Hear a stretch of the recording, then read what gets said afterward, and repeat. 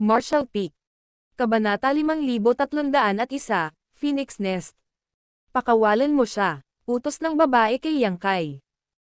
Tumingin si Yang Kai kay J. Lausan, na nakahawak sa kanya at nagmumusi, kung gayon kailangan mong tiyakin na hindi na niya ako guguluhin. Kinagat ng babae ang kanyang mga ngipin at sumagot, magtiwala ka, hindi ka na niya guguluhin pa. Ibinaban ni Yang Kai ang mga mata, ang parehong pagkakamali ay hindi maaaring ulitin ng 3 beses. Sana maalala niya ang leksyong ito. Kahit na nagsasalita siya sa casual na tono, malinaw ang mensahe. 2 beses siyang na-provoke ni J. Lausan, ngunit pinasuko lang niya ito nang hindi nasaktan ang isang buhok sa kanyang ulo. Ang kanyang pasensya ay walang limitasyon. Kung magkakaroon ng pangatlong provocation, ang tugon ay walang alinlangan na mas malupit. Siyempre, hindi siya papatayin ni Yang Kai, ngunit maaari itong talunin sa loob ng 1 pulgada ng kanyang buhay. Ang mga mula sa Dragon Clan ay may malaking sigla at madaling makarecover sa halos anumang pinsala. Hanggat hindi nasaktan ang kanilang source at Dragon Bead, kahit kailan ang sugat ay maaaring maibalik kahit gaano pa ito kalubha. Sa kakaibang husay na ipinakita ni Yang Kai dati, si J. Lausan ay magiging walang kapangyarihan na lumaban kung talagang gusto ni Yang Kai na harapin siya. Gayunpaman, kailan pa nagkaroon ng banta sa ganitong paraan ang Dragon Clan? Bilang resulta, sa sandaling sinabi ni Yang Kai ang mga salitang iyon, maraming Young Dragons at Grand Dragons ang nagalit, at imposibleng manatiling tahimik ang babaeng Grand Dragon na nasa harap ni Yang Kai. Matapos ang mahabang panahon ng pagpipigil sa sarili, ang babaeng Grand Dragon ay nag-igting ang kanyang mga ngipin at mamulong, siya ay. Sa kanyang tugon, ngumiti si Yang Kai at hinagis si J. Lausan papunta sa kanya. Nang mahawakan niya ito, binigyan niya si Yang Kai ng isang nagbabantang tingin bago tumalikod at tumakas kasama si J. Lausan sa kanyang mga bisig. Great Evolution Pass, Yang Kai greets 3 seniors, sabi ni Yang Kai habang nakaharap siya sa 3 nakikitang matatandang tao sa gate. Wala siyang ideya kung anong ranggo ang hawak ng 3 ito, ngunit ayon sa kanilang Dragon Pressure, malinaw na sila ang pinakamalakas na kasalukuyan. 2 sa kanila ay matatandang lalaki habang ang huli ay isang matandang babae. Malamang na mataas ang katayuan nila sa Dragon Clan. Bahagyang tumango ang isa sa matandang lalaki at nagsabi, alam na alam ng Dragon Clan ang intensyon sa likod ng iyong pagdating dito, ngunit kailangan natin ng ilang oras upang maghanda. Pansamantala kang maninirahan sa No Return Pass at matieg ang maghintay para sa amin. Hindi ko nga alam kung para saan ako nandito, so paano mo nalaman? Kung alam mo, dapat ipaalam mo muna sa akin. Gayunpaman, ang matanda ay halatang walang intensyon na magpaliwanag ng anuman kay Yang Kai at umalis na lamang kasama ang 2 nang matapos na siya. Sa sandaling umalis ang 3 senior na iyon, ang iba sa Dragon Clan ay umalis din, na walang planong makipag-ugnayan pa kay Yang Kai. Pagkatapos, naiwan siyang mag-isa, naguguluhan. Naging malinaw din ang pagkakahiwalay ng Dragon Clan. Ang paglalakbay na ito sa No Return Pass ay napuno ng kawalan ng katiyakan dahil walang ipinaliwanag sa kanya ang old ancestor na si Xiao Xiao bago siya umalis. Higit pa rito, ang Dragon Clan ay hindi rin nag-abala na sabihin sa kanya ang anumang bagay pagdating niya. Sa halip, sinabihan lang siyang maghintay. So, bakit ako naghihintay? Hanggang kailan ako maghihintay? Wala siyang sagot. Ang pakiramdam na ito ng pagiging ganap na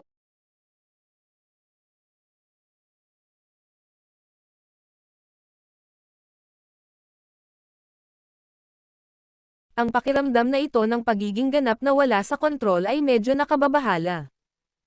Sa kabutihang palad, si Yang Kai ay hindi bata. Sa ganitong sitwasyon, ang tanging hakbang niya ay ang humingi ng impormasyon mula sa isang tao. Kaya, nagmamadaling tumalikod si Yang Kai, itinuon ang kanyang mga mata sa makulay na suot na kabataang babae na naghahanda ng umalis at sinabing, Miss, mangyaring manatili sandali. Napahinto ang dalaga nang marinig niya ito at tumalikod na may ngiti, ako ba ang tinutukoy mo? Mabilis na nilapitan siya ni Yang Kai, tumango, at sinabing, kanina lang ako impulsive. Sana hindi magalit si Miss. Mga ad ng pub future. Ang kanyang magalang na ugali ay kabaligtaran na ngayon sa dominanteng lalaki na kagagaling lang kay Jilausan. Anong problema? Tanong ng makukulay na damit na dalaga habang kumikislap sa interes ang mga mata. Bago lang ako dito at wala akong alam. Gusto kong humingi ng gabay mula sa iyo, sagot ni Yang Kai, namumula. Ang mga kilay ng makulay na nakadamit na dalaga ay naging hugis gasuklay. At ipinagmamalaki niyang itinaas ang kanyang mga kilay sa kanyang kapareha, na nagbibigay ng impresyon kung paano niya ito inaasahan. Ang kasama naman nito ay hindi tumugon sa kanya. Si Yang Kai sa kabilang banda ay nagkunwaring hindi niya napansin. Ano ang gusto mong itanong? Tanong ng dalagang makulay ang damit. Hindi ako sigurado kung ano ang maipapaliwanag sa akin ni Miss, sagot ni Yang Kai.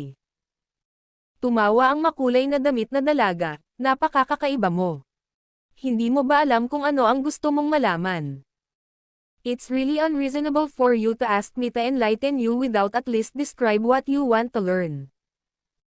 Tumugon si Yang Kai na may mapait na ngiti, huwag mo akong sisihin, Miss. Tungkol sa kasalukuyang pagbisita sa No Return Pass, talagang naguguluhan ako. Hindi ako sigurado kung ano ang dapat kong gawin dito. Wala bang nabanggit sa iyo ang matandang ninuno mo? Curious na tanong ng babae. Hindi talaga. Kung ganoon, tinapik ng babae ang kanyang mapupulang labi at pagkatapos ay nagpatuloy sa pagsasabi, maganda ang mood ko ngayon. Sundan mo ako. Nang sabihin iyon, pinangunahan niya ang daan at sumunod na mabuti si Yang Kai. Maya-maya, nakarating na rin sila sa ilalim ng napakalaking parasol tree. Nagpalipat-lipat ang tatlong figure, at hindi nagtagal ay dumating sa isang sanga. Kumaway lang ng kamay ang dalaga at may lumabas na portal sa harapan nila. Mga prinsipyo sa kalawakan, tanong ni Yang Kai na nakakunot ang mga kilay. Katulad ng reaksyon ng makukulay na damit na dalaga nang makita niya ang paggamit ni Yang Kai ng Space Principles dati, ang reaksyon ni Yang Kai ngayon ay malamang na pareho sa kanya. Come in, sabi ng babae na may isang matagumpay na ngiti na nagmumungkahi na inaasahan niya ang kanyang reaksyon. Sinundan ni Yang Kai ang babae at ang kanyang kasama sa portal. Hindi nagtagal ay nakarating sila sa isang lokasyon na may mga nakamamanghang bundok at ilog. Ang tanawin ay kasing ganda at nakakapreskong gaya ng araw ng tagsibol. Ang mga bundok ay malinis, at ang mga lawa ay napakalinaw, hindi pa banggitin ang banayad na pag-agos ng mga ulap at ambon. Ito ay tunay na isang marilag na tanawin. Ito ay isang uri ng Sealed World. Si Yang Kai ay hindi estranghero sa pagkakaroon ng Sealed Worlds, pagkatapos ng lahat, ang maliit na universo ng isang high-rank Open Heaven Realm Master ay isang Sealed World. Ang Universe Paradises at Universe Cave Heavens na naiwan pagkatapos ng pagkamatay ng high-rank Open Heaven Realm Masters sa Black Ink Battlefield ay mga Sealed Worlds din. Ngunit ang Sealed World na ito ay nagbigay sa kanya ng kakaibang pakiramdam. Ang lugar na ito ay tila pinapanatili pa rin ang aura ng bukang liwayway ng Chaos at ang unang dibisyon ng langit at lupa. Ang sinaunang aura ay nasa lahat ng dako, na nagbibigay kay Yang Kai ng ilusyon ng kanyang pagpasok sa isang matagal nang nakalimutang ilang. Ito ang totoong Phoenix Nests. Umalangaw-ngaw sa kanyang pandinig ang mga salita ng dalaga, naroon ang Nirvana Parasol Tree noong isinilang ang Phoenix Clan. Mayroong kasing daming Phoenix Nest sa Nirvana Parasol Tree gaya ng mga Phoenix sa universo na ito. Ang Phoenix Nest ang ugat ng bawat Phoenix, at ang espasyong ito ay iba sa labas ng mundo. Agad na naintindihan ni Yang Kai. Hindi nakakagulat na napanatili ang sinaunang aura dito. Ito ay dahil ang aura na ito ay nilikha ng Nirvana Parasol Tree mismo, na nakaligtas noon pa man at nanatiling dalisay at hindi nasisire tulad nito. So ito ang Phoenix Nests. Hindi napigilan ni Yang Kai na mahiya dahil sa inakala na ang Phoenix Clan ay pisikal na gagawa ng kanilang pugad sa Parasol Tree tulad ng ibang ibon. Tahimik na pinaalalahanan ni Yang Kai ang kanyang sarili na iwasang ibatay lamang ang mga desisyon sa hinaharap. Pagkatapos, nakita niya ang dalaga na itinuwid ang kanyang katawan at lumipat mismo sa isang malaking pugad. Tumangala si Yang Kai sa langit at tahimik na sumunod. Mga ad ng pub future. Lumipad ang tatlong figures sa loob at naupo ng naka-cross-legged. Nag-usi sa si Yang Kai sa paligid at hindi nagtagal ay napagtanto niya na mula sa labas, tila ito ay isang napakalaking pugad ng ibon, ngunit nang pumasok siya, ito ay ganap na naiiba. Nang walang oras para mag-imbestigang mabuti, saglit na kinuyam ni Yang Kai ang kanyang kamao. Great Evolution Pass, Yang Kai. Paano ko haharapin ang inyong dalawa? Isang magiliw na ngiti ang ibinigay ng babae at sumagot, Huang Xiniyang. Pagkatapos, itinuro niya ang kanyang kasama, Feng Liu lang. Hindi sigurado si Yang Kai kung paano ito haharapin dahil tila napakasimple ng kanilang mga pangalan.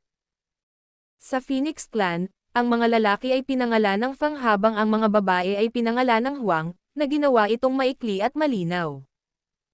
Hindi bababasa, ito ay maginhawa upang matugunan ang mga ito sa ganitong paraan. Siya ay masyadong tamad na magsaliksik sa paksa, ngunit dahil may gusto siyang sabihin bilang kagandahang loob, nagpatuloy si Huang Xiniyang, bago ka magtanong, mayroon akong ibibigay sa iyo. Nagulat si Yang Kai. Kara-rating lang niya at tumatanggap na siya ng mga regalo.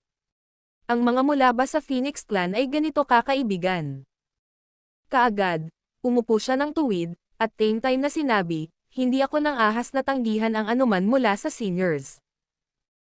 Bagamat maaaring nakipag-usap siya sa kanya noon na para bang magkapantay sila, talagang alam niya na ang edad ng babaeng ito ay sinusukat sa 10,000 taon. Siya ay maaaring maging ninuno niya. Ngumiti si Huang Xiniyang, ang galing mo talagang magsalita.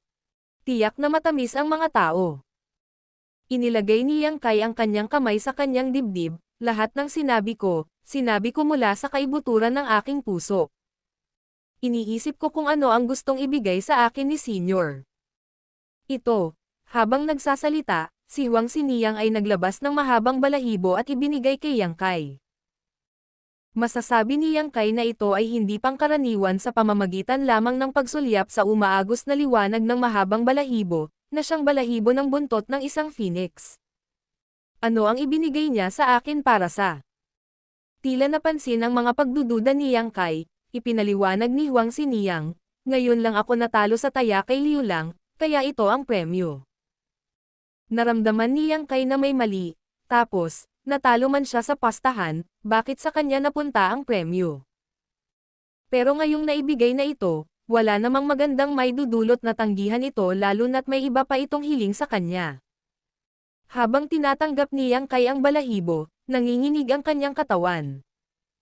Wala siyang naramdaman sa pamamagitan lamang ng pagtingin sa umaagos na liwanag ng mahabang balahibo. Ngunit sa sandaling hinawakan niya ito, naunawaan niya kaagad na ang mahabang balahibo ay natatakpan ng isang napakalakas na pagbabago-bago ng Space Principle. Bagamat malinaw na hawak niya ang mahabang balahibo sa kanyang palad. Dahil sa pagbabago-bago ng Space Principles, tila ito ay parehong nasa salat at hindi nasa salat sa parehong oras, na para bang maaari itong pumasok sa void anumang sandali.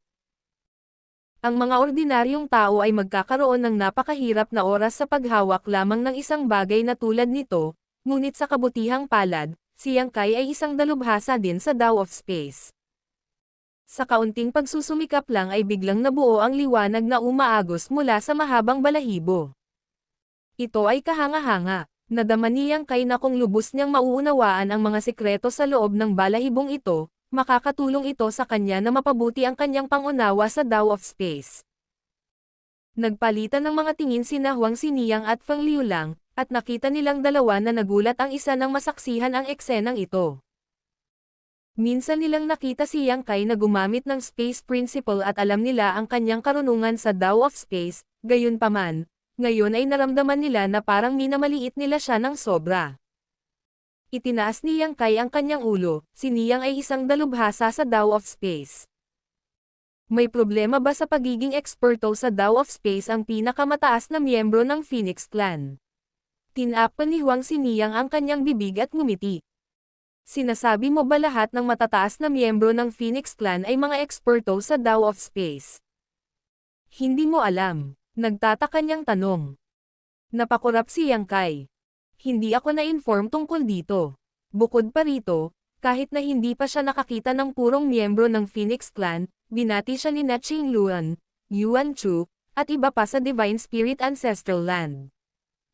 Maaari silang ituring na sangay ng Phoenix Clan, ngunit hindi sila mukhang master ng Dao of Space. Katulad nito, kahit na sa kanyang Ice Phoenix Source, si Suyan ay hindi nagpakita ng mga indikasyon ng pagmaster o pag-unawa sa Dao of Space. Kaya, talagang nagulat si Yang Kai. Karamihan sa mga tao ay hindi masyadong nakakaalam tungkol sa mga banal na espiritu, ngunit ikaw ay mula sa isang cave heaven o paradise, hindi ba? Paanong hindi mo alam? Hindi ba sinabi sa iyo ng iyong mga elder ang tungkol dito? Bahagyang natahimik si Yang Kai at sumagot. Sa totoo lang hindi ako mula sa alinman sa cave heavens o paradises. Martial Peak Kabanata 5302 Bloodline Talent. Naunawaan kaagad ni Huang Xiniyang, hindi nakakagulat.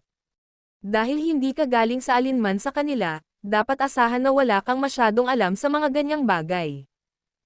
Ang bawat Divine Spirit ay nagtataglay ng kanilang sariling natatanging bloodline talent.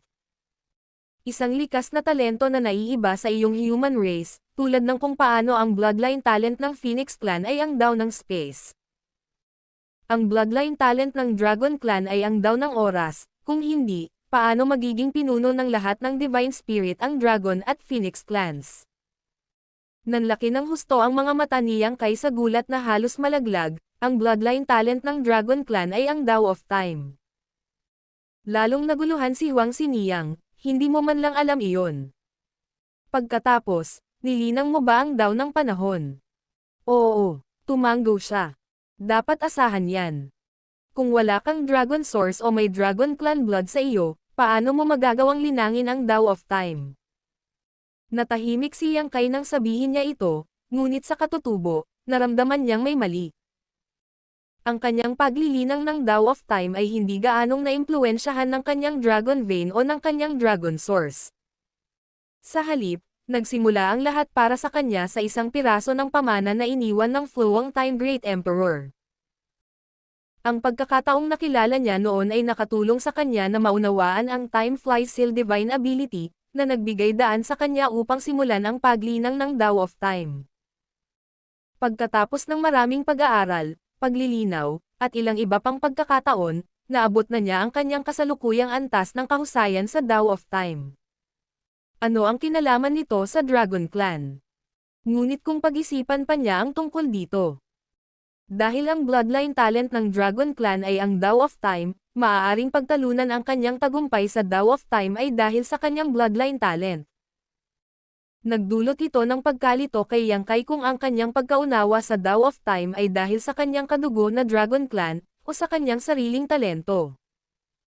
Bigla siyang umiling, teka, si Niyang, bago ako dumating sa No Return Pass, nakilala ko ang napakaraming miyembro ng Dragon Clan, ngunit isa lang sa kanila ang bihasa sa Dao of Time.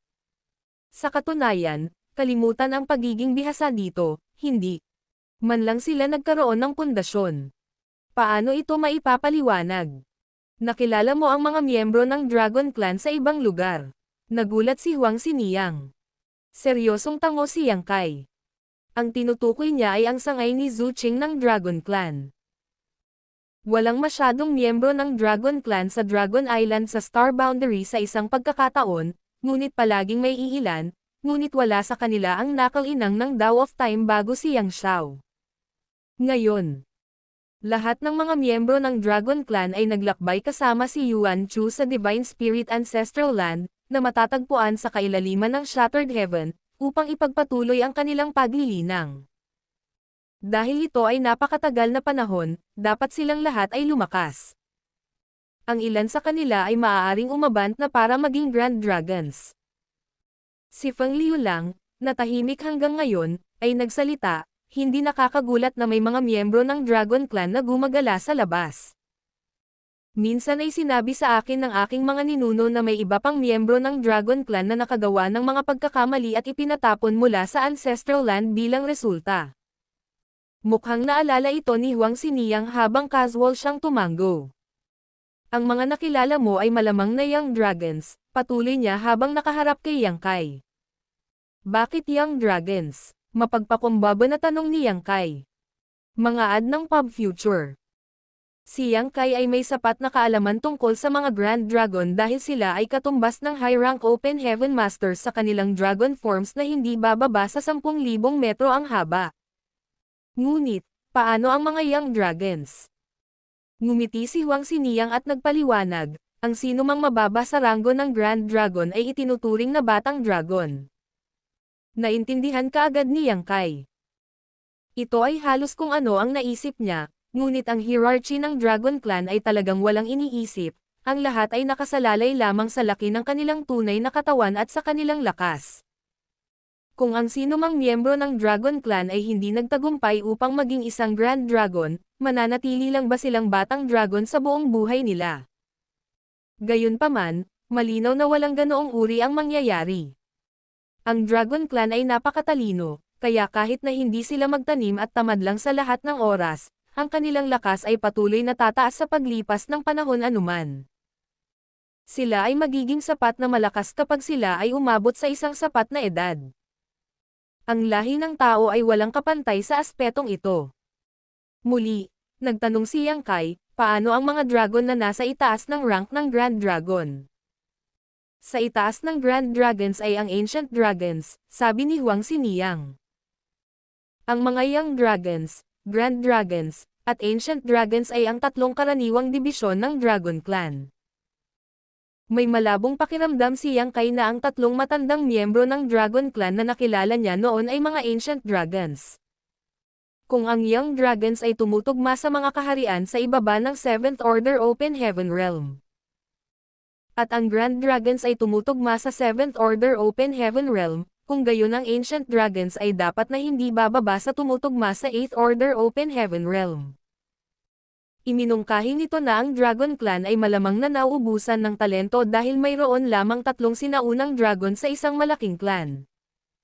Kung magpapatuloy ang mga bagay sa ganitong paraan, ang clan ay tuluyang mawawala. Ayon sa sinabi ni Xiniyang ngayon, ipinapalagay ko na ang mga batang dragon ay hindi bihasa sa daw ng panahon. Hindi lamang ang Dragon Clan, ngunit halos lahat ng Divine Spirit ay ganito. Ang tatlong yugto ng ating mahabang buhay ay ang yugto ng pag-unlad, ang yugto ng pagdadalaga, at ang yugto ng mature. Ang mga batang dragon ay nasa ilalim ng yugto ng pag-unlad ng Dragon Clan. Hanggat pinapahusay nila ang kanilang Dragon Vein, hindi maiiwasang lalakas sila at mas malaki. Kapag ang isang batang dragon ay naging isang Grand Dragon, ang kanilang bloodline talent ay ganap na Magi gising at magagawa nilang makabisado ang Dao of Time. Ganoon din sa Phoenix Clan, pero ang kaibahan lang ay ang talent natin ay ang Dao of Space, sagot ni Huang Xiniyang. Kaya, ganyan yan. Agad na naunawaan ni Yang Kai ang dahilan kung bakit hindi pa rin naiintindihan ni Zhu Qing at ng iba pa ang Dao of Time. Kahit na ang Dragon Clan ay itinuturing na napakalakas sa Star Boundary, sila ay mga Young Dragons pa rin. Ang kanilang bloodline talent tungkol sa Dao of Time ay natutulog pa rin at dahan-dahan lang Magi gising kapag sila ay lumaki na at naging mga Grand Dragon. Dahil dito, biglang naisip ni Yang Kai ang kanyang ampon na anak, ang maliit na puting dragon, si Yang Xiao. Nakataas ang isang kilay, muli siyang nagtanong, may mga exception ba? Ngumiti si Huang Xiniyang, ang mga pagbubukod ay palaging posible. Ang ilan ay nagising na ang kanilang bloodline talents habang sila ay young dragons pa. Ang mga ito ay itinuturing na lubhang likas na matalino na mga individual, gayunpaman, sa mahabang kasaysayan ng Dragon Clan, ang mga taong iyon ay mabibilang sa loob ng 5 daliri. Hindi mapigilan ni Yang Kai na kumunot ang noo sa sagot niya. Kung ganoon nga ang kaso, si Yang Xiao ay tila napakatalino. Si Yang Kai ay karapat-dapat na bigyan ng papuri para sa pagsilang ng batang ito dahil ang Dragon Egg ni Yang Xiao ay tila nagkaroon ng isang uri ng aksidente matapos siyang ipanganak ni Fuzon. Hindi naging matagumpay si Yang Xiao sa pagtanggal ng kanyang shell, na nagresulta sa kanyang sigla na payat at payat sa paglipas ng panahon. Sa kabutihang palad, Nang pumunta si Yang Kai sa Dragon Island sa oras na iyon upang pukawin ang gulo, hindi sinasadya, niya nahanap ang lokasyon ng Dragon Egg ni Yang Xiao. Para mapisa siya, nagsikap si Yang Kai. Bilang resulta, ang batang ito ay nagkaroon ng natural na pakiramdam ng pagiging malapit sa kanya at nakilala siya na parang si Yang Kai ang kanyang ama, na ngayon ay ampon na ama, mula nang ipanganak. Bukod pa riyan, medyo lamambat ang relasyon ni Yang Kai at Dragon Island salamat kay Yang Xiao. Di nagtagal pagkatapos ng kanyang kapanganakan, ipinakita ng batang ito ang kanyang talento sa Dao of Time. Noong una ay naniniwala si Yang Kai na ito ay dahil sa kanyang sariling pangunawa, kung tutuusin. Marami siyang ginamit na sarili niyang blood essence noong pinipisa si Yang Xiao, kaya natural, inheritance mula kay Yang Kai ang inaasahan. Gayunpaman, lumilitaw ngayon na hindi ito mana mula sa kanyang blood essence. Mga ad ng pub future. Ito ay tiyak na isang Dragon Clan bloodline talent, gayunpaman. Mayroon na itong si Yang Xiao mula nang ipanganak habang ang ibang mga miyembro ng Dragon Clan ay kailangang umabot sa yugto ng Grand Dragon upang magising ito. Nang maglaon, natanggap ni Yang Xiao at Yang Zhou ang Fluang Time Great Emperor's Legacy Inheritance, naging kanyang inheritance disciples at nakuha ang Fluang Time Temple. Sa pagbabalik tanaw ngayon, parang natukoy na ang lahat. Ang bloodline talent ng Dragon Clan ay ang Dao of Time, at si Yang Xiao ay naging disciple of Fluang Time Great Emperor, na makakatulong ng malaki sa kanyang paglilinang sa hinaharap. Si Yang Xiao ay malinaw na isa sa ilang mga exception na binanggit ni Huang Xiniyang. Siyempre, hindi lang ito limitado sa Dragon Clan, kundi pati na rin sa iba pang divine spirits. Palaging mayroong ilang mga pag-iral na nagpakita ng kanilang pagiging natatangi sa napakabata edad at ang mga pag-iral na ito ay sa paanuman ay makakamit ang magagandang bagay balang araw. Ang paglalakbay sa No Return Pass ay naging sulit para kay Yang Kai. Kahit na ang pag-aaral lamang ng impormasyong ito mula kay Huang Xiniyang ay napakahalaga, not to mention, meron din siyang hinihintay sa side ng Dragon Clan. Dahil ba sa kanyang sariling talento ang kanyang pagkabisado sa Dao of Time o dahil sa kanyang Dragon Clan bloodline? Matapos itong pag-isipan, naniwala siya na maaaring pareho iyon. Kung gayon, maaaring magising ni Suyan ang kanyang Phoenix Clan bloodline talent kapag naging malakas na siya. Sa oras na iyon, makakabisado na rin niya ang Dao of Space. Ito ay napakakapanapanabot na balita sa kanya. Ang kanyang paglilinang ng Dao of Space. Gayunpaman, ay dapat na resulta ng kanyang sariling talento, pagkatapos ng lahat, kulang siya sa Phoenix Clan bloodline, kaya hindi siya maaaring maimpluwensyahan nito. Habang tinitingnan ang mahabang balahibo sa kanyang kamay, sinabi ni Yang Kai, ang junior na ito ay hindi nang ahas na tanggapin ang gayong mahalagang regalo ng basta-basta. Si Niyang, mayroon bang anumang paraan para matulungan kita kapalit ng Reg Along ito? Bagamat isa lamang itong balahibo mula sa Phoenix Clan, lubos itong pinahahalagahan ni Yang Kai. Walang alinlangan na makikinabang siya kung gagamitin niya ang balahibo na ito upang higit na maunawaan at linangin ang Dao of Space dahil nagdadala ito ng mga insight sa likas na talento ng Phoenix Sea. Land sa Dao of Space. Ito ay isang mahalagang pagkakataon, kaya hindi maaaring kunin ito ni Yang Kai nang walang kabuluhan. Sa hindi inaasahang pagkakataon, tinakpan ni Huang Xiniyang ang kanyang bibig at humajijek, hindi ko kailangan ng tulong sa anumang bagay. Ito ay isang premyo lamang. Dapat itago mo na lang.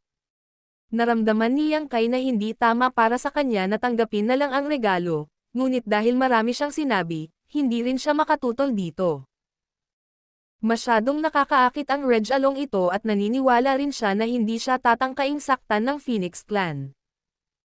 Kahit na hilingin sa kanya ni Huang Xiniyang na gumawa ng isang bagay sa pamamagitan ng paglalahad ng bagay na ito sa regalo sa ibang pagkakataon. Susundin niya sa ilalim ng kondisyon na hindi ito labag sa sarili niyang mga prinsipyo. Iyon ang naisip niya sa kanyang puso na gantihan siya. Nevertheless, he still stated for show, hindi naman bagay na gantihan ako nang wala lang, di ba?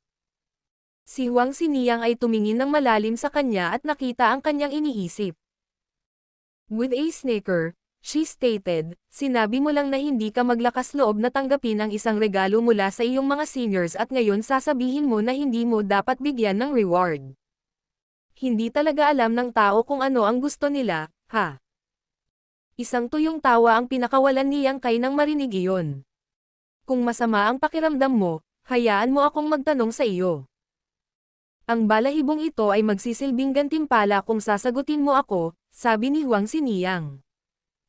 Inayos ni Yang Kai ang kanyang posisyon, Xiniyang, mangyaring magtanong. Anong teknik ang ginamit mo para talunin si Jilao San ngayon? Sa sandaling lumabas ang mga salitang iyon sa kanyang bibig, tumingin din si Feng Liulang nang may pagtataka. Kahit na pareho silang malakas, hindi nila maintindihan kung paano napunta sa ganoong paraan si Jilao San. Malinaw na may superior momentum si Jilao San sa paghaharap na iyon. Bukod dito, hindi ka panipaniwala na ang isang 7th Order Open Heaven Realm Master ay walang kahirap-hirap na nahuli ang isang Grand Dragon sa 2 beses na lumalapit sa 50,000 metro. Imposible para sa isang Divine Spirit na magiging napaka-vulnerable, lalo na ang isang tao mula sa Dragon Clan. Bagamat sila ay nanonood lamang para sa kasiyahan dati, ang pagkatalo ni Jilao San ay humigit kumulang nagpahiya sa parehong clans. Kung ang balita tungkol sa sitwasyong ito ay kumalat, ang mga tao ay magsisimulang tumingin ng mababa sa mga banal na espiritu. Oh, wala akong ginawa sa partikular. Nagulat si Yang Kai na ang mga miyembro ng Phoenix Clan ay unang nagbanggit ng paksa. Akala niya ang Dragon Clan ang magtatanong tungkol dito, ngunit dahil ibinalita ito ni Huang Xiniyang, hindi niya intensyon na ilihim ito. Sa sandaling iyon, bigla siyang nakaramdam na magkakaroon ito ng kaunting epekto, ngunit hindi niya alam na magiging ganoon kalakas ang epekto nito sa Dragon Clan hanggang sa sinubukan niya ito. Martial Peak Kabanata 5303. Pagkasabi noon, iniunat ni Yang Kai ang kanyang kanang kamay, palad pababa, at sa mahinang pagpindot, isang simpleng pattern ang lumitaw sa likod ng kanyang kamay. Sa unang tingin, ang pattern ay tila walang espesyal kundi isang simpleng bilog, gayunpaman, sa sandaling napansin ng 2 phoenix ang markang ito, nagdilim ang ekspresyon. Ang dakilang tanda ng araw. Nakapunta ka na sa Chaotic Dead Territory. Gulat na bulas ni Huang Xiniyang. Si Feng Liulang ay nanatiling tahimik ngunit ang kanyang ekspresyon ay walang tigil. Dapat nakilala ng dalawang ito ang markang ito, kung hindi, hindi sila magre-react sa ganitong paraan at hindi mabibigkas ni Xiniyang ang Chaotic Dead Territory. Ito ang marka ng nagniningas na liwanag ng araw, at ito. Tumanggo si Yang Kai.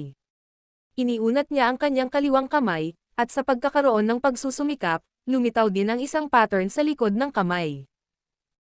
Gayunpaman, ang pattern na ito ay naiiba mula sa isa sa kanang kamay, at kung ang pattern mula sa kanang kamay ay ipinapasok sa kaliwa, ang dalawa ay dapat magkasya ng eksakto, 2 para sa isa. The Great Moon Mark. Nawalan ng masabi si Huang Xiniyang. Ngayon, naunawaan na nila kung bakit napaka-vulnerable ni Jilao San sa harap ng individual na ito. Kahit na ipinakita lang ni Yang Kai sa kanila ang 2 markang ito, nakaramdam ng hingal ang 2 phoenix, kaya walang kailangang sabihin tungkol kay Jilao San na na-target para sa pagsupil. Sa simula, may chaos. Nang maghiwalay ang chaos, nabuo ang yin at yang. Mula sa yin at yang, ang lahat ng divine spirits at mga buhay na nilalang ay ipinanganak. Ang Sun's Burning Light at Moon's Serene Glimmer ay itinuring na mga ninuno ng lahat ng bagay at unang mga ninuno ng lahat ng divine spirits. Sa 2 markang ito sa kamay, walang divine spirit ang makapag-angat ng kanilang ulo sa harap ni Yang Kai. Ito rin ang unang pagkakataon na alam niyang may ganoong epekto ang 2 markang ito. Ang 2 marka na natanggap niya mula sa Burning Light at Serene Glimmer ay palaging ginagamit lamang upang maikli ang Purifying Light, gayunpaman. Habang kaharap niya si Jilao San ngayon, naramdaman ni Yang Kai ang init sa likod ng kanyang mga kamay at hindi sinasadyang na-activate ang mga marka, na nagresulta sa hindi inaasahang sitwasyon. Siyempre, ang anumang anyo ng panunupil ay may mga limitasyon. Pinalaya ni Jilao-san ang mula sa kanyang pagsupil sa pamamagitan ng pagtuklas sa kanyang sarili na lampas sa kanyang limitasyon at pagtawag sa kanyang Dragon Bead.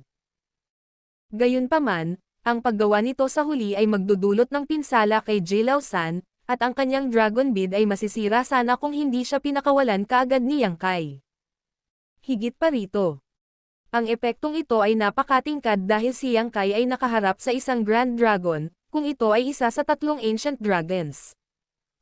Ang epekto ng mga marka ay malamang na nabawasan ng malaki dahil sa malawak na agwat ng lakas sa pagitan niya at nila.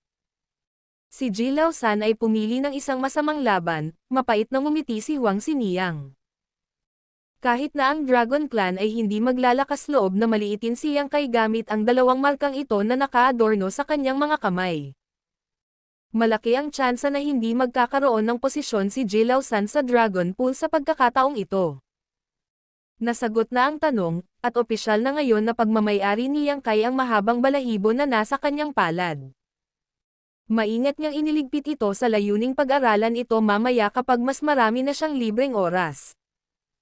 Ang Dao of Space ay, kung tutusin, ang bloodline talent ng Phoenix Clan, kaya maaaring magkaroon siya ng mga hindi inaasahang tagumpay. Ads by Pub Future. Ito bang mahabang balahibo mula sa isa sa iyong mga pakpak? Muli niyang tanong. Binigyan siya ni Huang Xiniyang ng masamang tingin bago siya pinansin. Napakamot ng ulo si Yang Kai sa pagkalito, pagkatapos, nang bigla niyang napagtanto ang isang bagay, napatingin siya sa likod niya. Ano ang tinitignan mo? Lumingon si Huang Xiniyang at mas lalong tumitig. Kung saan tinugon ni Yang Kai ang isang mapait na ngiti. Pagkatapos ay bumantong hininga si Huang Xiniyang, minsan, naiinggit ako sa inyong mga tao. Sa kabila ng pagkakaroon ng maikling buhay at mahinang katawan, mayroon kang walang limitasyong mga posibilidad. Para sa mga banal na espiritong tulad natin. Gayunpaman, tayo ay isinilang na may malakas na pangangatawan at may magandang kinabukasan, ngunit hindi tayo maihahambing sa lahi ng tao sa maraming pagkakataon. Mapagpakumbaba na tanong ni Yang Kai, ano ang ibig mong sabihin? Kunin mo, halimbawa, mayroon kang Dragon Clan bloodline, kaya maaari mong linangin ang Dao of Time. Dagdag pa, mayroon kang lubos na talento sa Dao of Space, kaya maaari mong gamitin ang parehong Grand Daos. Tayong mga Phoenix, sa kabilang banda, ang Dao of Space lang ang tanging talento ng bloodline, kaya hindi natin maaaring linangin ang Dao of Time ng Dragon Clan. Higit pa rito, kahit na ang mga banal na espiritu ay hindi nakakaranas ng maraming hamon sa buong taon ng ating pagbuo. Kailangan nating dumaan sa mas mahirap na mga hamon kaysa sa inyo na mga tao kung nais nating maabot ang ating pinakamataas na potensyal, tugon niya. Tulad ng Ninth Order Open Heaven Realm. Kumunat ang noo ni Yang Kai. Tumugon si Huang Xiniyang ng isang tango, kahit na walang gaanong Ninth Order's Open Heaven Realm Masters sa mga humans, mayroon pa ring higit sa 100 sa kanila. Napakahirap para sa atin, mga banal na espiritu, na linangin ang gayong kaharian. Kunin ang Dragon Clan halimbawa. Isa lang ang Divine Dragon sa buong clan. Sa itaas ng Young Dragons ay ang Grand Dragons, na sinundan ng Ancient Dragon, pagkatapos ay ang Divine Dragons. Alam ni Yang Kai na ang Dragon Source na naninirahan sa kanyang katawan ay ang Golden Divine Dragon Source. Hindi ito para sabihing nagtataglay siya ng lakas ng isang Divine Dragon dahil iyon ay katumbas ng isang Ninth Order Open Heaven Realm Master. Gayunpaman, ang kanyang pinagmulan ay nagmula sa isang Golden Divine Dragon. Higit pa rito, ito ay mula sa isang Dragon Emperor na nabuhay noong sinaunang panahon. Nalaman ito ni Yang Kai nang pumasok siya sa Crystal Palace sa Divine Spirit Ancestral Land upang magtanim. Sa teorya, bawat miyembro ng Dragon Clan ay may potensyal na maging isang Divine Dragon, ngunit iyon ay sa teorya lamang. Sa totoo lang, walang napakaraming Dragon Clansmen na nagtagumpay na maging isang Divine Dragon mula noong sinaunang panahon. Higit pa rito, tanging ang pinakamalakas sa mga Divine Dragon ang nabigyan ng titulong Dragon Emperor. Ang Phoenix Empress, sa kabilang banda, ang titulong tumutugma sa titulong iyon sa Phoenix Clan. Natawa si Yang Kai nang marinig niya ang pagdadalamati ni Huang Xiniyang sa kanyang sarili at sinabing, hindi ganoon kadali. Ang malawak na populasyon ng tao ang dahilan kung bakit napakaraming Ninth Order Open Heaven Realm Masters. Sa kabilang banda, kakaunti lang ang miyembro ng Dragon at Phoenix clans. Ang pagkakaroon ng isang Divine Dragon ay medyo mataas na ratio. Maaaring iyon ang dahilan.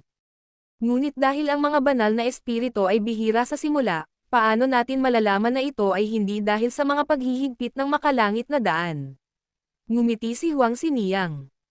Ang kanyang mga salita ay nagpaisip kay Yang Kai. Pagkatapos, nagpatuloy si Huang Xiniyang, lumapit ka sa akin para tanungin ang dahilan kung bakit galit na galit si Jilao San sa iyo kanina, tama ba? Hindi ito ang unang pagkakataon na binanggit niya si Jilao San, kaya agad na nakilala ni Yang Kai na si Jilao San ang Grand Dragon na hamarang sa kanya noon. Kaya't tumango siya at nagsabi, mayroon akong hula, ngunit hindi ko alam ang tiyak na dahilan. Ads by Pub Future. Humalaklak si Huang Xiniyang, mukhang ang bait mo. Ang dahilan kung bakit ka tinarget ni Jilao San ay dahil inalis mo ang mga benepisyong pag-aari niya. Anong mga benepisyo? Ang Dragon Pool. Ang Phoenix Clan ay nakatira sa Immortal Parasol Tree na ito, at ang Phoenix Nests dito ay tutulong sa atin na palakasin ang ating mga bloodline at mas maunawaan ang Tao of Space. Ang Phoenix Clan ay mayroong Immortal Parasol Tree habang ang Dragon Clan ay mayroong Dragon Pool. Ang mga ito ay ibang-iba na pag-iral, ngunit nagsisilbi sa halos parehong function. Mabilis na mapapahusay ng isang miyembro ng Dragon Clan ang kanilang Dragon Vein kapag nag-cultivate sila sa Dragon Pool, na nakakatipid sa kanila ng maraming oras. Gayunpaman, ang Dragon Pool ay hindi palaging naa-access. Ang oras sa pagitan ng bawat pagbubukas ay hindi bababa sa ilang libong taon, na ang huling pagkakataong ito ay binuksan ay 3,000 taon na ang nakalilipas. Matagal nang hinihintay ni Jilao San ang araw na ito, at sa wakas ay pagkakataon na niya ito. Paano siya madaling pumayag samantalang ikaw ay sumama lang at inagaw ang pagkakataong nauukol sa kanya gayong malapit na siyang tumaas ng husto ang kanyang lakas? Sabi ni Huang Xiniyang. Nawalan ng masabi si Yang Kai. Bagamat alam niya na kahit papaano ay binyantaan niya ang mga benepisyo ni Jilao San dahil walang dahilan para hintayin siya ng huli sa labas ng No Return Pass kung hindi. Hindi niya inaasahan na may kaugnayan ito sa pagbubukas ng Dragon Pool. Hindi nakapagtataka na nagpakita ng matinding galit si Jilao San noong una siyang lumapit sa kanya. Hindi rin ito matitiis ni Yang Kai kung siya iyon. Ang Dragon Pool ay bukas lamang para sa Dragon Clan. Ikaw ang unang individual na isinilang na isang tao na may nakuhang Dragon Clan bloodline na pinayagang makapasok sa Dragon Pool. Malaki ang ibinayad ng human race kapalit ng pagkakataong ito. Bukod dito, hindi lang si Jilao San ang malungkot, ang iba sa Dragon Clan ay hindi rin masaya. Ito rin ang dahilan sa likod ng pag-aproba ng Dragon Clan sa pag-atake ni Jilao San laban kay Yang Kai. Kung matalo si Yang Kai kay Jilao San, wala ring masasabi ang humans tungkol dito. Kung tutusin, bihira ang pagkakataong makapasok sa Dragon Pool para mag-cultivate, kaya walang mahinang bibigyan ng ganoong pagkakataon. Gayunpaman, hindi naisip ni Jilao San o ng Dragon Clan sa No Return Pass na si Yang Kai, isang 7th Order Open Heaven Realm human, ay hindi kayang talunin ang isang Grand Dragon ng ganoon kadali. Nang marinig ito ni Yang Kai, sumimangot siya, anong presyo ang binayaran ng human race? Wala akong ideya tungkol dyan, sagot ni Huang Xiniyang habang umiiling. Tiyak na ito ay isang kalakalan sa pagitan ng Dragon Clan at ng Ninth Order Old Ancestors ng human race. Sa kabila ng pagsasama-sama namin sa No Return Pass, halos hindi kami nakakapag-usap. Hanggat ang mga miyembro ng Dragon Clan ay walang ibinunyag, kami, ang Phoenix Clan, ay hindi rin idikit ang aming ilong dito. Napabuntong hininga si Yang Kai sa kanyang puso, sa wakas ay naunawaan niya ang lahat. Walang alinlangan na makakatagpo siya ng maraming panganib sa nalalapit na krusada. At habang maaaring malakas siya para sa kanyang kaharian, sa huli ay isa lamang siyang 7th Order Open Heaven Realm Master. Sa Black Ink Battlefield, kahit isang 8th Order Open Heaven Realm Master ay maaaring patayin anumang oras, lalo pa ang isang 7th Order Master. Kakaakyat lang ni Yang Kai sa 7th Order Open Heaven Realm ilang daang taon na ang nakalipas, ibig sabihin ay malayo pa siya sa 8th Order. Malamang na naramdaman ng matandang ancestor na si Xiao Xiao na hindi siya makakagawa ng breakthrough sa 8th Order sa maikling oras na natitira nila. Kaya inutusan niya si Yang Kai na magtungo sa No Return Pass. Mukhang malaki ang utang na loob niya sa kanya ngayon. Ang Dragon Clan ay palaging kumikilos ng malayo sa mga tao, maliban sa 9th Order Masters, syempre, dahil ang ibig sabihin ay palaging may say sa mga bagay-bagay.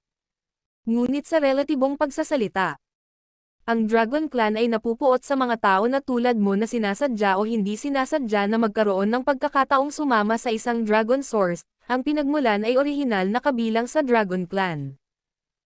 Ngunit ngayon, ito ay sumanib sa mga tao na katulad mo, sa mata ng Dragon Clan, ito ay isang hindi matatagalan na kalapastanganan. Kung hindi ka nanggaling sa Black Ink Battlefield, natatakot ako na baka mapunit ka ng mga sinaunang dragon na iyon sa paningin. Aalisin nila ang iyong Dragon Source bago ka umalis sa No Return Pass. Ito ang isa pang dahilan kung bakit naging malamig sa kanya ang Dragon Clan. Sa huli, ang pundasyon ni Yang Kai ay tao pa rin. Maaaring sabihin na siya ay sumanib sa Golden Divine Dragon Source ay ang kanyang sariling pagkakataon, gayunpaman, mula sa pananaw ng Dragon Clan, ito ay walang galang sa kanilang mga ninuno. Nalalapat ito hindi lamang sa mga miyembro ng Dragon Clan ng No Return Pass, kundi pati na rin sa mga miyembro ng Dragon Clan sa Dragon Island. Noong unang makatagpo siya ni Zhu Qing, nakipag-away siya sa kanya sa pagsisikap na mabawi ang Dragon Source mula sa kanyang katawan. Siyempre, ang maliit na episode na iyon ay nauwi sa pagkawala niya ng bigas na gusto niyang magnakaw ng manok. Ang huli na pagpapagaan ng relasyon sa Dragon Island Dragons ay higit sa lahat ay dahil sa pagsilang ng maliit na puting dragon. Yang Xiao, at ang katotohanan na si Yang Kai ay nagbigay ng tulong sa Heaven Devouring Great Emperor, Wu Kuang, ay nagdulot ng kaguluhan sa Dragon Island. Sa pakikinig sa lahat ng ito, sa wakas ay naunawaan ni Yang Kai ang dahilan ng kanyang pagbisita sa No Return Pass pati na rin ang pag-alit na saloobin ng Dragon Clan sa kanya. Naniniwala si Yang Kai na ang kanyang oras sa paglilinang sa Dragon Pool ay hindi magiging simple o mapayapa. Sa kabila ng kasunduan sa pagitan ng 9th Order Open Heaven Realm Masters at ng Dragon Clan. Dahil dito, kailangan niyang gumawa ng kanilang mga plano.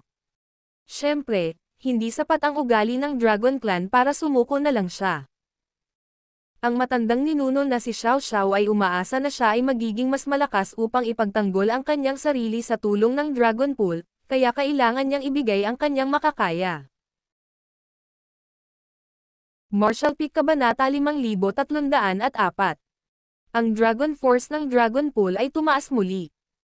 Na nagpapakita na ang pagbubukas ng Dragon Pool ay sa mga darating na buwan, gayunpaman, ang pagbubukas ng Dragon Pool ay isang okasyon para sa Dragon Clan, kaya nasa paghahanda pa rin sila. Natakot lang si Yang Kai na kailangan niyang maghintay ng ilang dose-dosenang hanggang daan-daang taon. Kung gayon, walang saysay dahil nagsimula na o natapos na ang krusada noon. Hindi rin imposible ang ganoong sitwasyon dahil para sa mga lahi na may kasing haba ng buhay gaya ng mga banal na espiritu, ilang dosina hanggang daan-daang taon ay parang isang snap ng mga daliri sa isang mortal. Kung ilang buwan lang, kayang-kaya pang maghintay ni Yang Kai. Pagkaraan ng ilang sandali, tanong ni Yang Kai. Dahil ang bloodline talent ng Phoenix Clan ay ang Dao of Space, bakit hindi pumunta sa iyo ang human race para sa tulong para ayusin ang Universe Temples sa 3,000 Worlds noong unang taon? Noong sila ay napinsala at hindi pa may kapansanan. Sa huli, hiniling sa kanya na lutusin ang partikular na problemang ito. Na nagdulot sa kanya na gumugol ng maraming oras sa pag-aaral ng Universe Array sa Universe Temple upang ayusin ang mga inabando ng Universe Temple. Dati nang naniniwala si Yang Kai na ang human race ay walang magawa dahil walang sino mang sapat na bihasa sa Dao of Space hanggang sa kanyang hitsura. Pero ngayon alam na niya ang kakayahan ng Phoenix Clan, pinagdududahan siya nitong conclusion. Totoo na ang mga nasa Phoenix Clan ko ay likas na sanay sa Dao of Space. Ngunit ito ay isang bloodline talent na likas na taglay natin, na iba sa pagiging mastery ng human race sa Dao of Space sa pamamagitan ng mahigpit na pagsasanay at pag-aaral.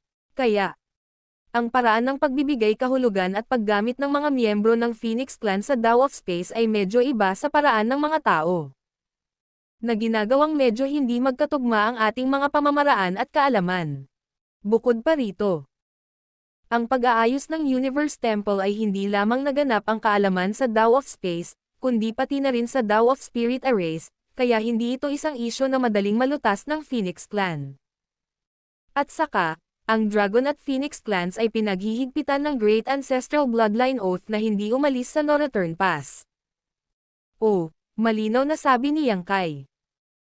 Kung iisipin, kahit na ang mga miyembro ng Phoenix Clan ay bihasa sa Dao of Space, hindi ito matatapos na alam nila kung paano ayusin ang Universe Arrays. Higit pa rito, naroon ang Great Ancestral Bloodline Oath.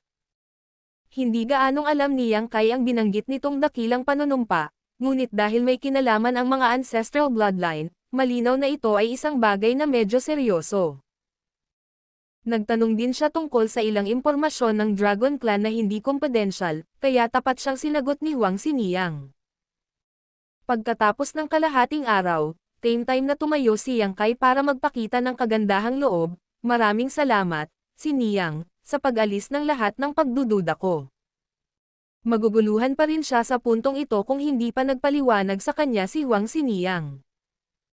Kahit na palaging may daan patungo sa destinasyon, mas mabuti kung nalaman niya ng mas maaga ang kanyang makakaharap upang may handa niya ang kanyang sarili. Kung titingnan ngayon, ang Dragon Clan at ang Ninth Order's Old Ancestors ay tiyak na nagkasundo. Itataguyod ng Dragon Clan ang pagtatapos ng bargain hanggat hindi kusang loob na umatras si Yang Kai. Anuman, hindi sigurado si Yang Kai kung magkakaroon ng anumang sagabal sa daan. Wala lang. Laging nakakainip na mamuhay sa No Return Pass sa lahat ng mga taon na ito. Pambihira para sa isang bagay na kawili-wili at nakakatuwang mangyari. Kaya medyo nakakatuwang panoorin ang palabas ngayon lang, matapat na sabi ni Huang Xiniyang. Kung ang kanyang mga salita ay makakasakit sa Dragon Clan, malinaw na hindi nila gagawin, sila ay mapagmataas, ngunit hindi neurotic. Mayroon akong isa pang kahilingan, at sana ay papayag si Xiniyang dito, yumoko si Yang Kai na may taos pusong saloobin. Kinailangan niyang magpakumbaba habang humihingi siya ng tulong. Hindi mahalaga dahil maaaring mukhang isang dalaga si Huang Xiniyang, ngunit dapat ay medyo matanda na siya. Sabihin mo sa akin. Pagkatapos, ako na ang magdedesisyon. Dahil hindi tanga si Huang Xiniyang, hindi agad siya pumayag. Mga ad ng Pub Future. Napangiti si Yang Kai sa kanyang sagot at nahihiyang sinabi, ito ang unang pagbisita ni Junior sa No Return Pass, at wala akong matuluyan. Mukhang wala rin balak ang Dragon Clan na ay welcome ako. Bagaman bahagi ako ng Dragon Clan, kaya nakakalungkot na makita nila akong tretuhin na parang isang tagalabas. Maaari ba akong pansamantalang manatili dito sa lugar ni Xiniyang dahil may ilang oras pa bago magbukas ang Dragon Pool? Hindi mo naman ako hahayaang tumira sa kalye, di ba?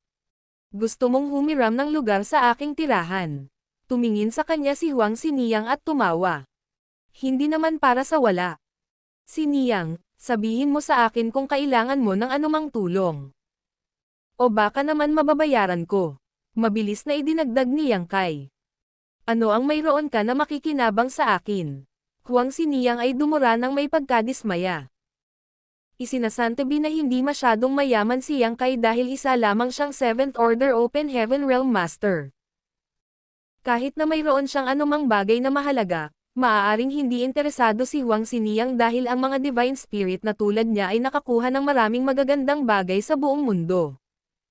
Takbo ng kanilang mahabang buhay. Nagmamadaling kinuha ni Yang Kai ang isang set ng yellow at blue crystals at ibinigay ang mga ito. Xiniyang, sapat na ba ang mga ito? Marami siyang kahangahangang bagay sa kanyang pag-aari. Ngunit naisip ni Yang Kai na ang tanging mga bagay na makakapagpahangga sa isang phoenix ay ang dilaw at asul na kristal, pagkatapos ng lahat. Ang mga bagay na ito ay nagmula sa Chaotic Dead Territory at ang condensed power ni Kuya Huang at Kuya Lan. Ang Sun's Burning Light at Moon's Serene Glimmer ay ang mga karaniwang ninuno ng lahat ng Divine Spirits, kaya ang mga kristal na ito ay dapat na lubos na nakakaakit sa Divine Spirits. Gayunpaman, medyo hindi siya sigurado dahil ang yellow at blue crystals, na palagi niyang itinuturing na mapagkukunan upang makabuo ng purifying light, ay walang anumang espesyal na kahulugan sa kanya. Inilabas niya ang mga ito para lang subukan. Ang ikinagulat niya ay nang makita ni Huang Xiniyang ang dilaw na kristal at asul na kristal, nagningning ang kanyang mga mata at mabilis niyang inagaw ang mga ito. Pagkatapos ng ilang pagsusuri, tumangala siya at nagtanong, galing ba ito sa Chaotic Dead Territory? Tama ka, si Yang Kai ay nagbigay ng malaking thumbs up kay Huang Xiniyang, ang mga mata ni Xiniyang ay kasing talas ng isang lawin. Mayroon kang mahusay na mga kasanayan sa pagmamasid. Hindi nag-react si Huang Xiniyang sa kanyang halatang toe-dying. Itinabi niya ang mga bubog habang pinahihit ang kanyang palad, na nagsasabing, mabuti. Alam mo talaga kung paano ipakita ang iyong sinseridad. Papayagan kitang tumira dito pansamantala. Maraming salamat, Xiniyang. Natuwa si Yang Kai, kung gayon, ang junior na ito ay magpahinga. Ito ay isang nakakapagod na paglalakbay dito. Hindi ko muna iistorbahin si Xiniyang sa ngayon. Pagkasabi niya noon ay mabilis siyang umalis sa isang kisap mata. Talagang malaki ang panloob na espasyo ng Phoenix Nest. Pinagmamasdan ang kanyang papaalis na figure, umiling si Huang Xiniyang at sinabing, ang madulas na batang iyon. Si Feng Liuliang, na tahimik sa buong oras, ay biglang nagsabi, karaniwan mong hindi mahilig makipag-ugnayan sa mga tao. Tiyak na ibang-iba ang kinikilos mo ngayon. Ang pagdating ng humans ay hindi bihira sa No Return Pass dahil ito ang tanging transit point sa pagitan ng 3,000 Worlds at ng Black Ink Battlefield. Kaya ang sariwang lakas tao ay madalas na ipinadala dito. Gayunpaman, sa paglipas ng mga taon, si Huang Xiniyang ay hindi kailanman nagkaroon ng gayong pakikipag-ugnayan sa sinumang tao. Sumulyap sa kanya si Huang Xiniyang at diretsyong sinabi, hindi ako naniniwala na hindi mo ito naramdaman. Sumagot si Feng Liulang, parang hindi ko imagination. May aura ng Phoenix Clan ang batang iyon. Ito rin ang nakita kong hindi pangkaraniwan, sagot ni Huang Xiniyang na tumango, mayroon na siyang Dragon Source, kaya hindi rin siya maaaring magkaroon ng Phoenix Source, tama ba? Mga ad ng Pub Future. Imposible ang pagsasama-sama ng Dragon at Phoenix Sources sa isang katawan, dapat ay kamakailan lang ay nakipag-ugnayan siya sa isang tao mula sa aming clan. Umiling si Huang Xiniyang, sa pagkakaalam ko, daan-daang taon na siyang nasa Black Ink Battlefield at walang pagkakataon na makipag-ugnayan sa sinuman mula sa aming clan. Kahit na mayroon siya, ang aura ay mabilis na nawala. Hindi rin ako sigurado kung bakit nangyayari ito. Ang mga mula sa Phoenix Clan ay bihira, at karamihan sa kanila ay kasalukuyang nakatira sa loob ng Immortal Parasol Tree. Gayunpaman, may ilan pa ring gumagala sa labas. I have no idea if they are still living or not, but probably we can locate one of them if we identify who he interacted with, sagot niya. Kaya gusto ko siyang panatilihin dito. Sa pamamagitan ng pagpapanatiling malapit kay Yang Kai, mas madali nila siyang mapapansin. Bagamat naglabas si Yang Kai ng isang set ng yellow at blue crystals, na naglalaman ng asensya ng Burning Light at Serene Glimmer mula sa Chaotic Dead Territory, talagang walang silbi ang mga ito kay Huang Xiniyang. Nang nag-uusap sila rito, biglang nanginginig ang buong Phoenix Nest, na nagpaputla sa magandang mukha ni Huang Xiniyang. Tuldok-tuldok. Sa ibabaw ng bundok, medyo malayo, nakaupo si Yang Kai na naka-cross-leg. Ang kanyang world force ay lumakas, at ang space principles ay umalangaw-ngaw, na sumasalamin sa mayamang space Dao essence na nakapaloob sa sealed world na ito. Nang pumasok si Yang Kai sa Phoenix Nest, nakita niya na ang sinaunang aura ng universo ay napanatili pa rin dito. Bukod pa rito, dahil isa itong Phoenix Nest ng Phoenix Clansman, ang Space Dao Essence ay napakayaman at sagana.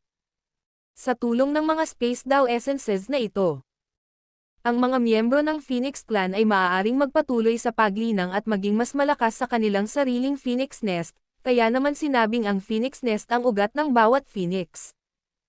Kung may ibang pumunta sa Phoenix Nest, mararanasan lang nila ang sinaunang aura ng universo. Ngunit iba ito para kay Yang Kai dahil nakinabang siya ng husto mula sa napakayaman na Space Dao Essence na naruroon sa lugar na ito. Ang kanyang karunungan sa Dao of Space ay maaaring palakasin sa pamamagitan ng pagsipsip at pagpino sa mga Dao Essences na ito. Kasabay nito, ang pag-unawa sa mga pagkakaiba ng Grand Dao of Space sa pagitan ng sinaunang panahon at ngayon ay higit na magpapahusay sa kanyang karunungan. Bilang karagdagan, dahil ang Dao Essence na ito ay napanatili sa pinaka-primitive na anyo nito, ginawa nitong simple para kay Yang Kai na pinuhin ito dahil ito ay napakadalisay, nang walang anumang bakas ng karumihan. Para kay Yang Kai, ang lugar na iyon ay isang cultivation paradise. Ito ay isang hindi inaasahang pakinabang. Sinadya niyang linangin at pahusayin ang kanyang Dragon Clan bloodline sa Dragon Pool nang dumating siya sa No Return Pass. Ngunit bago pa man siya makapasok sa Dragon Pool, nakakuha siya ng mga pakinabang mula sa Phoenix Clan. Talagang hindi mahuhulaan ang kapalaran. Sa kanyang tagiliran, buong pananabik na nilamon ni Yang Kai ang Space Dao Essence sa Phoenix Nest.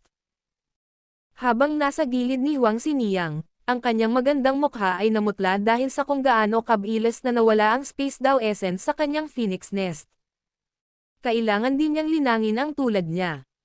At bagamat unti-unting pupunan ng Immortal Parasol Tree ang Dao Essences kahit na tuluyang mawala ang mga ito. Ang paraan ng paglilinang ni Yang Kai ay katulad ng pagpapatuyo niya ng lawa upang mahuli ang lahat ng isda. Ito ay hindi kapaki-pakinabang para sa kanya kung ang Dao Essences dito ay lahat natupok, pagkatapos ng lahat.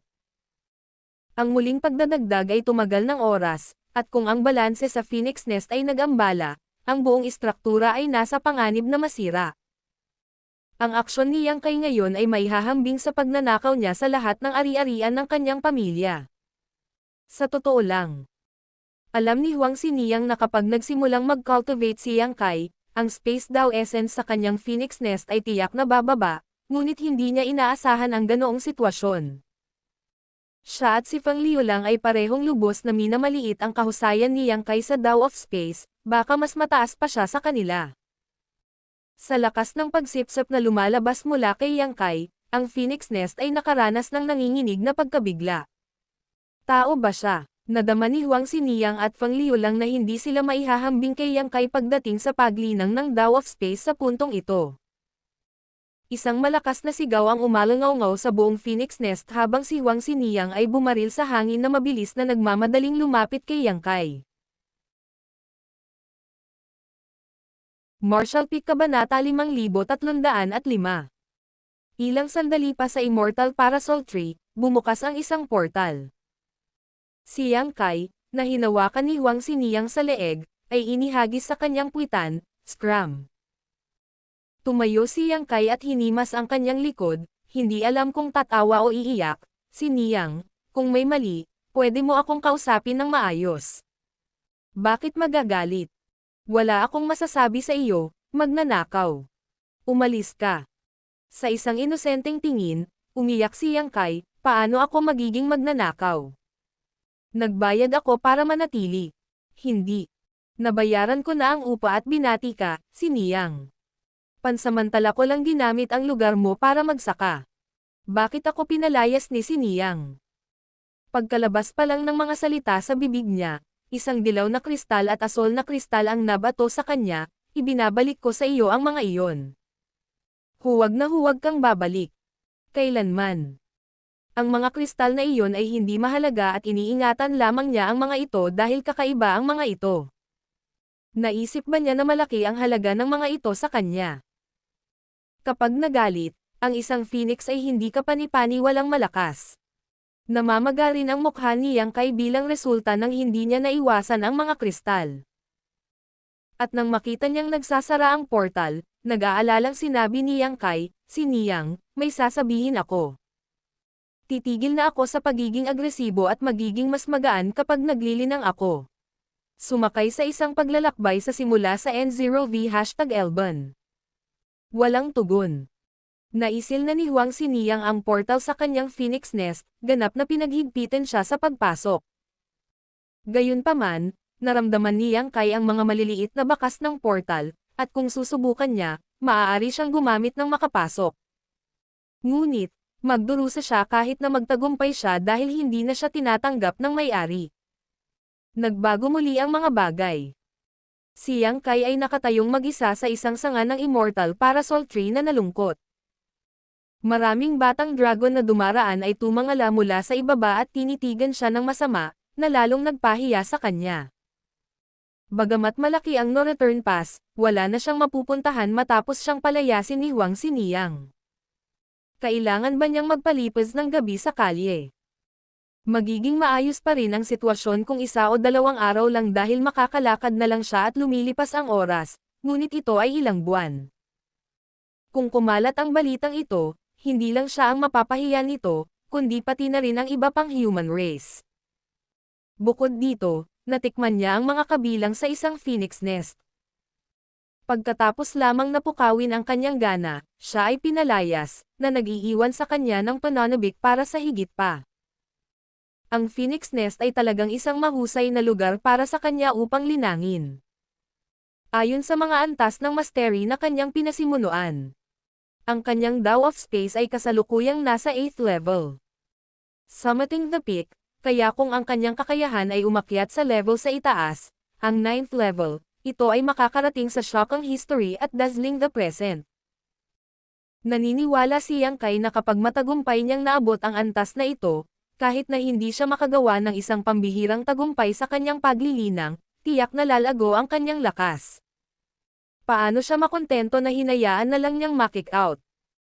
Wala siyang magagawa habang nakatayo sa labas ng portal dahil gaano man siya nagsumamo, umapela, o nanumpa sa langit at lupa, si Huang Xiniyang ay naninindigan na hindi siya papasukin muli. Pagkaraan ng ilang sandali, sumuko si Yang Kai dahil mayroon pa rin siyang kahihiyan. Sa wakas, napabuntong hininga siya. Kailangang may lugar para sa kanya sa ibang lugar. Itinaas niya ang kanyang ulo at pinagmasdan ang paligid, at pagkatapos ay tumalon siya at dumapo sa isa pang sanga ng puno. Binati niya ang kawalan sa harap niya, binabati ni Junior Yang Kai si Senior. Ito ang unang pagkakataon ko sa no-return pass at wala akong mapupuntahan. Maaari mo ba akong pahiram ng isang lugar sa iyong mahalagang tahanan upang pansamantalang matirhan? Mga ad ng Pub Future. Umikot ang Void sa kanyang harapan, na sinundan ng hitsura ng isang portal, na naging dahilan upang lumiwanag ang mukha ni Yang Kai. Isang babae na may matingkad na mga mata at matingkad na ngipin ang lumabas sa portal at tumingin kay Yang Kai na may naiinis na ekspresyon, pinagalitan, "Umalis ka na." Pagkasabi nito, agad siyang umatras, kasunod ang pagsara ng portal. Iyon ay nagpahiya kay Yang Kai. Just sino if you're not willing to hiram me a place?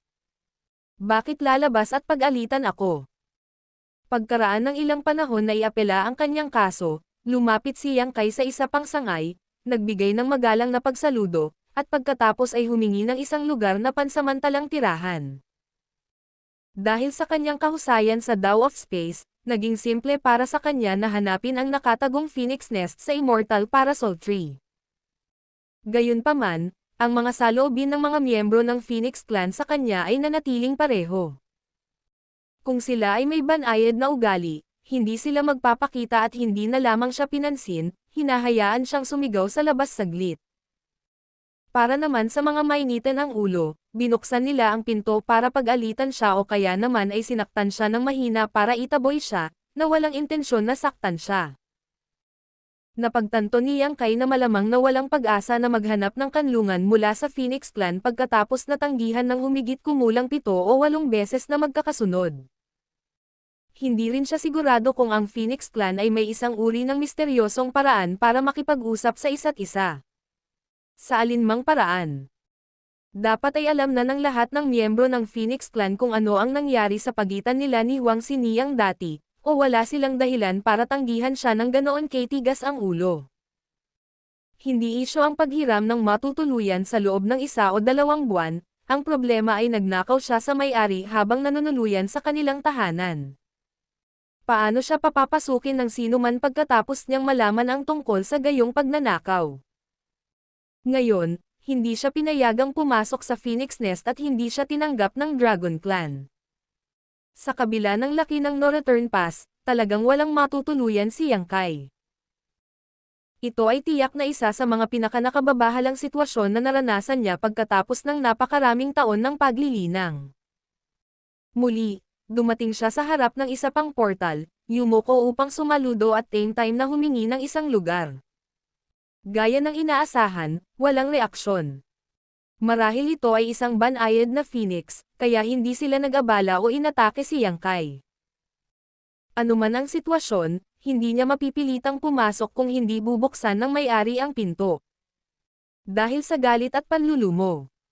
Gusto niyang magtungo sa isa pang Phoenix Nest upang subukan ang kanyang kapalaran, gayunpaman. Nang siya ay tumalikod upang umalis, siya ay sumimangot, maingat na sinusuri ang void sa kanyang harapan. Pagkatapos ng ilang oras ng pagsusuri, nag-flash siya sa isa pang Phoenix Nest. Nagpalit siya ng maraming lokasyon bago pumunta sa Phoenix Nest ni Huang Xiniyang. Itinaas niya ang kanyang kamay at kinatok ang void sa kanyang harapan, sinabing, "Xiniyang, may tanong ako." Walang tugon mula kay Huang Xiniyang, dahil halatang hindi niya ito pinapansin. Nagpatuloy si Yang Kai, "Nandito talaga ako para magtanong lang, hindi para manghiram ng lugar." Bahagyang umalog ang void, at iniangat ni Xiniyang ang kanyang ulo na may maingat na tingin sa kanyang mukha. "Ano?" Hindi alam ni Yang Kai kung tatawa o iiyak, "Ikaw ay isang maharlika at makapangyarihang phoenix pa rin, hindi na kailangang mag-ingat sa akin." Tumingin siya sa Phoenix Nest at bago pa siya makapagsalita, sinaway ni Huang Xiniyang, "Ano ang tinitingnan mo? Hindi ka makakapasok. Kung may kailangan kang sabihin, sabihin mo. Kung hindi, umalis ka na." Gustong tanungin ni Yang Kai kung maaari siyang pumasok para sa isang pag-uusap. Ngunit pagkatapos makita ang ugali ni Huang Xiniyang, natakot siya na makatanggap siya ng panibagong pagagalitin kung gagawin niya. Inalis ang pag-iisip na iyon, sinabi niya, "Tawid lang ako sa Immortal Parasol Tree, binisita ang maraming Phoenix Clan seniors at may nakita akong kakaiba." Napangisi si Huang Xiniyang dahil nasaksihan niya ang nangyari. Makapal ang balat ng brat na ito para sabihing binibisita lang niya ang mga ito matapos na ma-reject ng maraming beses. Mga ad ng Pub Future. Pagkatapos, itinuro niya ang Phoenix Nest na huling binisita niya. Ang portal ng Phoenix Nest na iyon ay tila hindi nabubuksan sa loob ng maraming taon. Ang senior ba ay naglilinang sa pag-urong sa loob? Walang anumang galaw mula rito. Baka naaksidente sila. Sumulyap si Huang Xiniyang sa direksyon na itinuro niya, kumunot ang noo, at nagulat na sumagot, "Masasabi mo bang hindi nabubuksan ang portal sa loob ng maraming taon?" Sa tuwing bubuksan ang isang portal, mag-iiwan ito ng ilang hindi mapapansing mga bakas. Ang mga bakas na ito ay hindi matukoy ng iba, ngunit ikaw at ako ay dapat na makita ang mga ito, tama ba? Walang gana niyang sabi. Mataray na sagot ni Huang Xiniyang. Nauunawaan na ang brat na ito ay talagang may mas mataas na pangunawa sa daw ng kalawakan kaysa sa kanya, kung hindi, hindi niya mapapansin ang mga bagay na ganito. Sa una ay hindi na siya mapakali, ngunit ipinaliwanag pa rin bilang kabaitan, may ilang Phoenix Nests na walang nagmamay-ari. Matagal nang hindi bumabalik ang may-ari ng Phoenix Nest na tinutukoy mo. Bagamat kakaunti ang mga miyembro ng Phoenix Clan, ang ilan ay ipinanganak pa rin sa paglipas ng panahon. Karamihan sa mga miyembro ng Phoenix Clan ay nakatira sa Immortal Parasol Tree, ngunit palaging may iba pang nakikipagsapalaran sa labas. Karamihan sa mga nakikipagsapalaran na miyembro ng Phoenix Clan ay nasangkot sa mga aksidente at nasawi. Samantalang ang ilan ay maaaring nakatagpo ng mga aksidente kung saan sila ay naipit at hindi nakatakas. Nanatili ang Phoenix Nest ng mga miyembrong ito, ngunit walang nakapasok sa kanila sa loob ng maraming taon. Nagningning ang mga mata ni Yang Kai nang marinig niya ito, isang Phoenix Nest na walang may-ari. Alam ni Huang Xiniyang kung ano ang pinagkakaabalahan niya batay sa kanyang ekspresyon at nakangiting sinabi. Maraming Phoenix Nest sa Immortal Parasol Tree na kasing dami ng Phoenix sa aking Phoenix Clan. Ang Phoenix Nest ay ang pinagmulan ng isang Phoenix Clan source.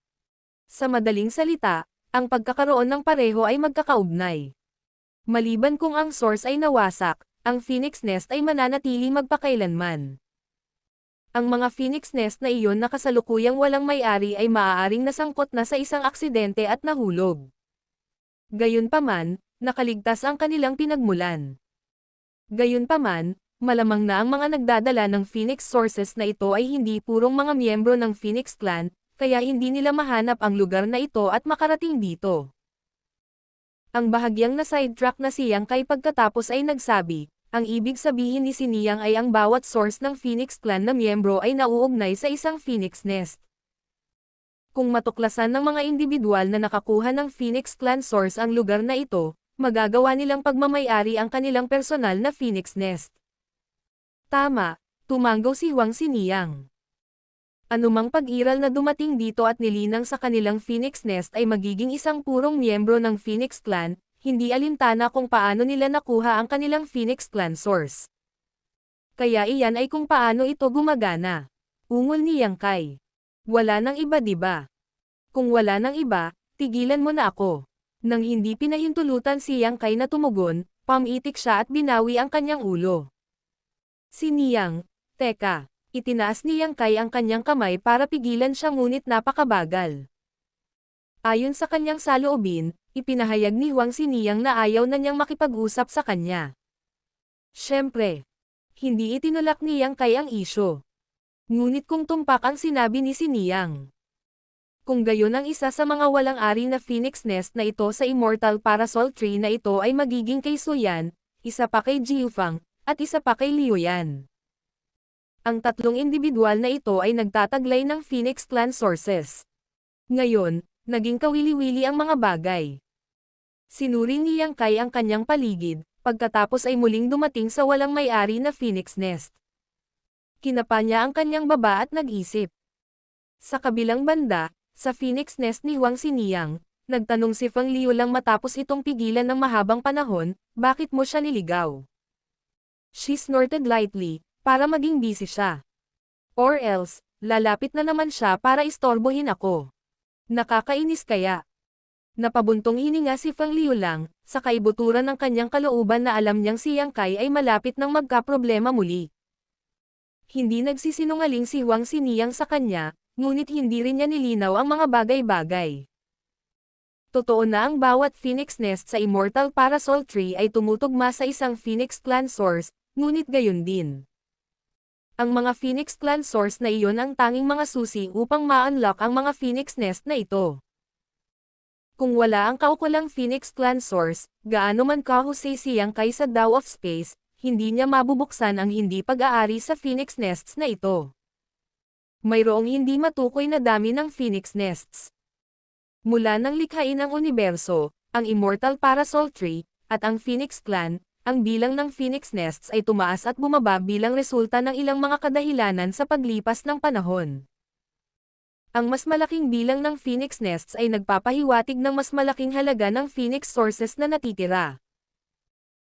At ang nabawasan na Phoenix Nests ay nagpapahiwatig ng mas mababang Phoenix sources, gayunpaman, ang dalawang salik na ito ay walang kaugnayan sa buhay o kamatayan ng isang Phoenix. Kahit na nahulog ang isang miyembro ng Phoenix Clan dahil sa isang aksidente, hanggat hindi nananatili sa kanila source, hindi kailanman masisira ang kanilang Phoenix Nest. Kung sino man ang nakakuha ng source na iyon nang nagkataon at nilinang ito sa isang Phoenix Nest sa No Return Pass. Magkakaroon sila ng pagkakataong ibuhos ang kanilang dating katawan upang maipanganak muli bilang isang purong miyembro ng Phoenix Clan.